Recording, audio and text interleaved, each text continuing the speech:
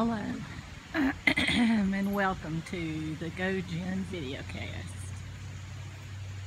Life is peaceful and calm and absolutely beautiful here at the Rudds Creek State Campground near Chase City, Virginia. We are just relaxing after we had lunch of burgers cooked over the fire. This is our first full day here, Saturday. We had some technical difficulties yesterday. Apparently there's a short in some kind of converter from our something or other to the battery or whatever, so we'll have to get that fixed. But what it means for us now is that we don't have that much power going into the camper. So lights, which there was no TV or cable or internet anyway, but so we just don't have electricity, and that's no big deal because we got to have a wonderful lunch outside and we are just enjoying ourselves. We had rain last night and it was so nice to be in the camper with the rain hitting the roof.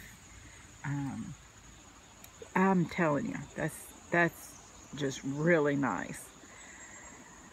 So we've decided to stay. We could go ahead and go home, you know, because we don't have electricity, but I'm like, we're camping.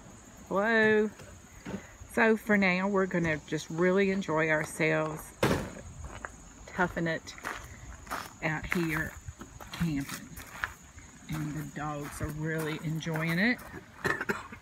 Lucky, Bella, yep. They think there might be food somewhere, so they're just not interested. So this is your intro, and I will be back with some yarny fun. Okay, so here's just a few photos from our weekend, our Labor Day weekend at Rudds Creek, Virginia State Campground. We really enjoyed it a lot. We had a beautiful site that was very level. We had water and electric hookups. We had some electrical problems on our trip to Pennsylvania, if you remember, and they continued on this trip so that we did have to cut our trip a day short. We had battery problems, and there's a thing in the motorhome called an inverter that takes all the different kind of electrical juices or whatever and makes them usable by the coach. So that thing did not work, and we had no electricity for, because even though we had the electricity from the campground, it runs through the battery or something like that to be made into the electricity the coach can use. Okay, so we had no lights, no refrigerator, no air conditioning. So that meant that we were fortunate in that it was a very nice, mild weekend, even a little chilly at night. But my husband said, "Do you want to go home right away?" That when we realized that the electricity wasn't working, and I said, "No, we're camping. We'll be fine." And so we cooked on the fire grate. And that was fun because, food's always better when you have it over a fire. And when it got dark, it was dark. I did have my Kindle so I could read some, but, it was pitch dark everywhere. So, lights out. And we had a really good time, and I would love to go back there again. The dogs had a good time. That's Bella exploring the campsite. We had rain the first night, so everything that we had just about outside got wet, but it dried pretty quickly the next day. That's the fire ring that that's sitting vertically, and we put it down horizontally and then cooked on it. That's the hubs going down into the campsite because he had to check it out before he drove the RV down there, but he does really good. I haven't driven it yet. And that's where our rug outside the RV got soaked, so we were trying to dry that out, and we had that pole there, so we hung our trash up so it wouldn't be as enticing to animals. And then we just set up our chairs. We had such a shady spot there that we didn't need the awning. It was a very, very green campsite, and we did enjoy ourselves. So that was our Rudds Creek Campground Labor Day. Hello and welcome. This is the gojenn videocast, and I am gojenn, your hostess. Today is September the 9th, 2016, and so of course this is the day that we all remember the tragic events of 9/11. Just such a tragedy that we know now probably could have been prevented. Anyway, we take I think as long as we're all alive, that we're here for that event that day, that we'll pause and remember all the horror, the absolute horror of an attack on America, because we're just not used to that. So anyway, I want to say that today is going to be mostly a yarny podcast. If you hear jingling, that's my dogs. They're playing in the backyard. It's not terribly hot here today, and so it's a good day for being outside and getting some natural light. So I hope you enjoy the video. If you do, I hope you will give it a thumbs up, like it, subscribe if you're not already subscribed, and let's see what I have. I have quite a bit to show you because it's been a while since I have recorded. I do have, I think I'm probably going to put that at the beginning, the little video of our camping trip to Rudds Creek State Campground.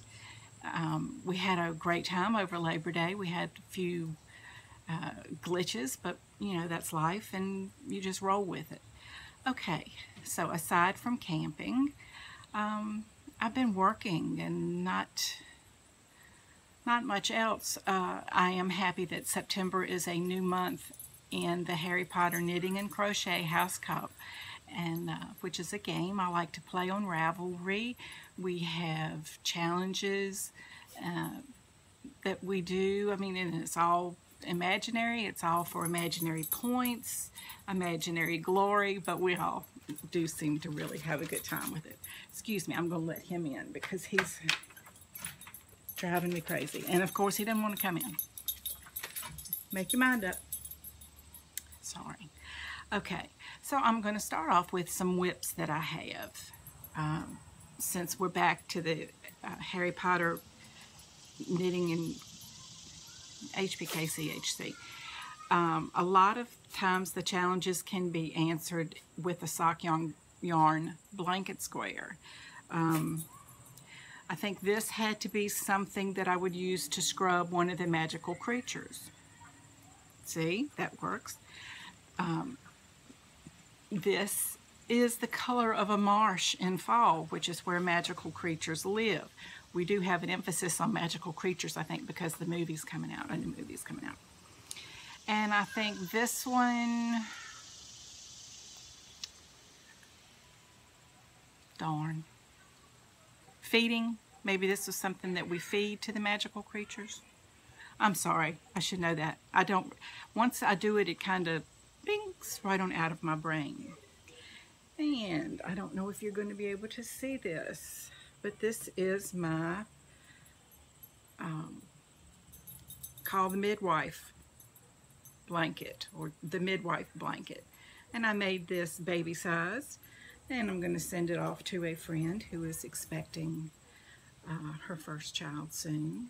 I'll put a picture of it laid out so that you can see it. But isn't that nice?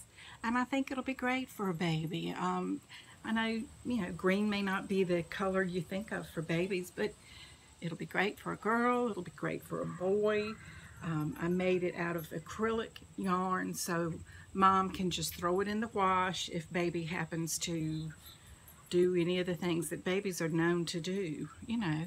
It's just I want it to be used, not set aside. Oh, that's too precious to use. And another something that I was able to find were Caron cakes. I got my mom and I and my dad went shopping, or we went out to eat on Labor Day, and Mom and I ran into Michael's, which is the only store that carries Caron cakes. You see, it is a very generous skein. It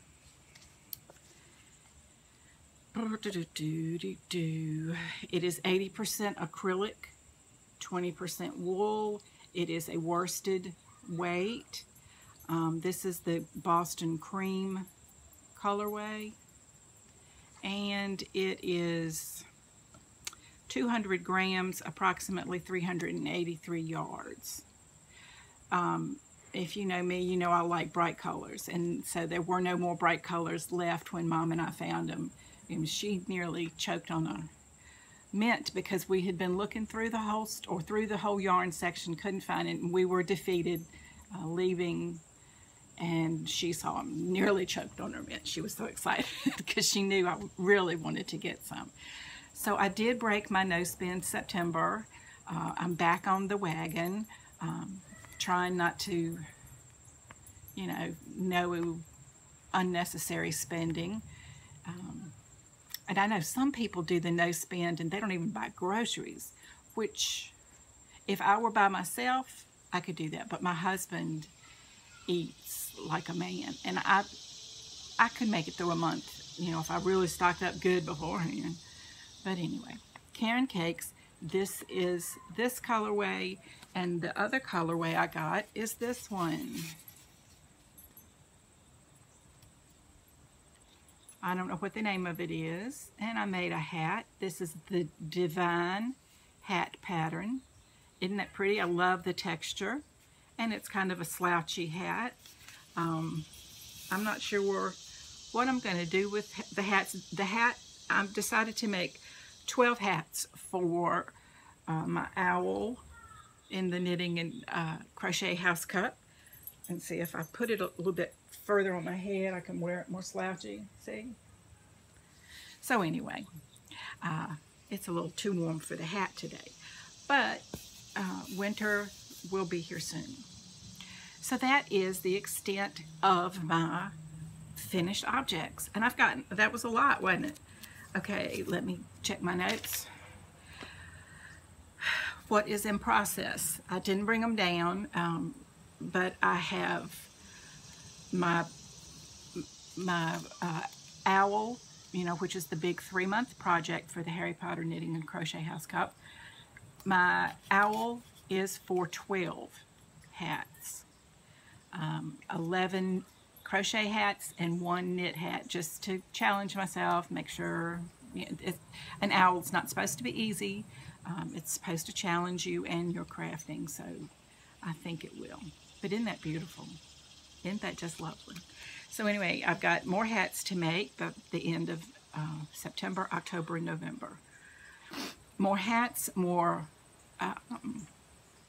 sock yarn blanket squares. I'm thinking I will probably start joining them together after the holidays in January 2017. So that's a goal.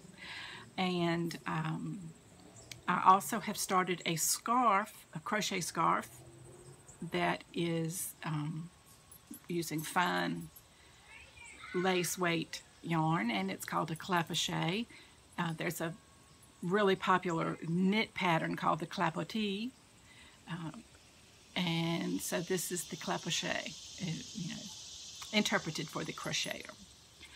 So that is it as far as my yarny adventures.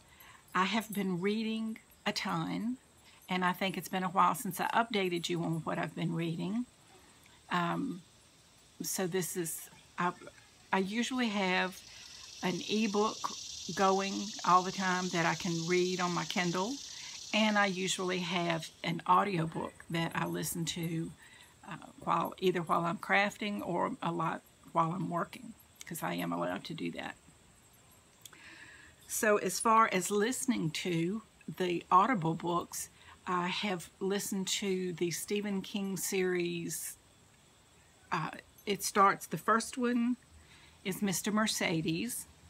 I re-listened to that, and then I listened to the second in the series, which is Finders Keepers. Really enjoyed that. The only thing with that one is that you can't trust Stephen King to give you a happy ending, and so I really got invested in the characters, and then I didn't want to read because I was afraid he was going to do something horrible to my characters. He's not as bad as the Game of Thrones. I mean, there you fall in love with a character, and once you're really in love with a character, the author killed him off. So, duh. He's not that bad, but he's not, you can't trust him. You know, when I was a kid, there were no books like that. All books had a happy ending. Or they were, you knew it wasn't going to have a happy ending. There was no surprise stuff that got you. But anyway. And so now I am reading The End of Watch. And I think I'm about halfway through that.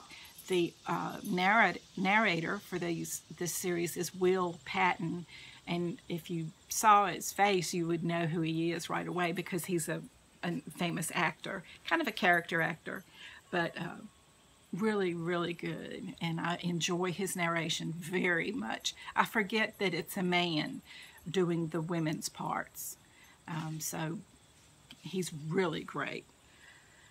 As far as reading on the Kindle, I read the Paper Magician series by Charlie Holmberg. I think I had mentioned that before. It's 3 books, and the first one is Paper Magician, the second is Glass Magician, and the third is Master Magician. So I read all those. They are YA, no bad language, no sex, no any of that stuff. Kind of set in a magical version of early 1900s London. Interesting, not serious, soul-searching novels by any chance, but they were very good. Let's see. I have also I finished another series of ebooks about the main character's name is Edward Stanton, and he's a 40-something man with Asperger's syndrome, and he is very high functioning on the syndrome, but he has communication and relationship issues and that kind of thing. And the first one, the author is Craig Lancaster, and he has gotten lots of awards because he's using the current time West.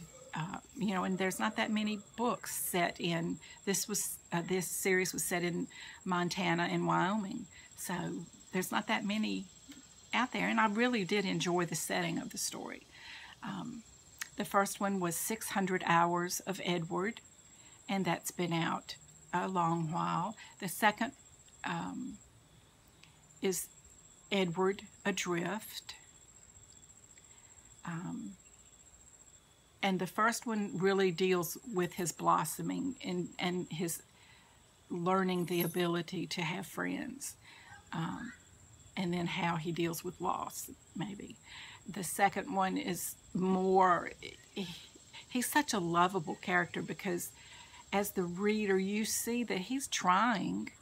It's everybody else's response to his, really being brusque and not doing the niceties and the polite things that we're used to. And I just love Edward. So the second book was Edward Adrift, and the third book was Edward Unspooled. And I love them all. He's such an endearing character, so I really did enjoy that.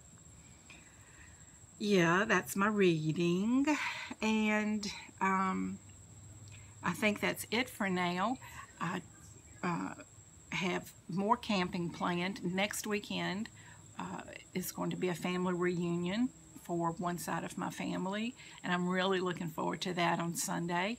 I don't know if I'll be able to get a video out next week. If I do, it will probably be a planner video, so because I kind of like the way I'm doing this now. I don't know, do you like it or not? Because I'll, you know, make one more of a planner video and one more of a yarny video, and that way if you don't like the planner ones, you don't have to watch them, and you don't have to sit through 15 minutes of planner stuff to get to the yarny stuff if that's what you want to do.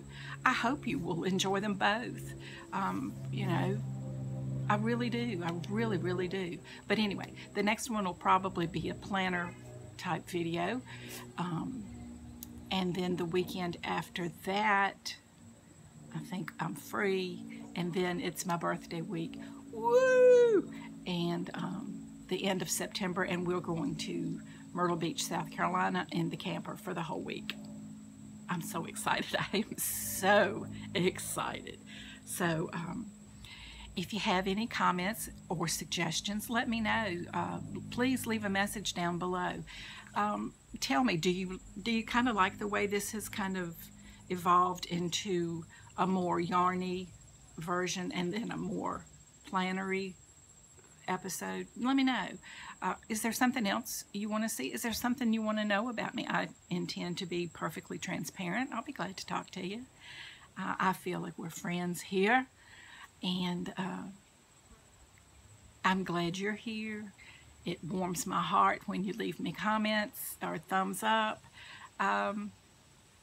If you have questions, if you say, Jennifer, don't try to go outside again, that's fine. I'm good with that, whatever. So I always wish you lots and lots of love and laughter. So let me see if I can give you a little laughter. Yes, it's a corny joke, I promise. What do you call a hippie's wife? If you're as old as me, you know exactly what hippies are.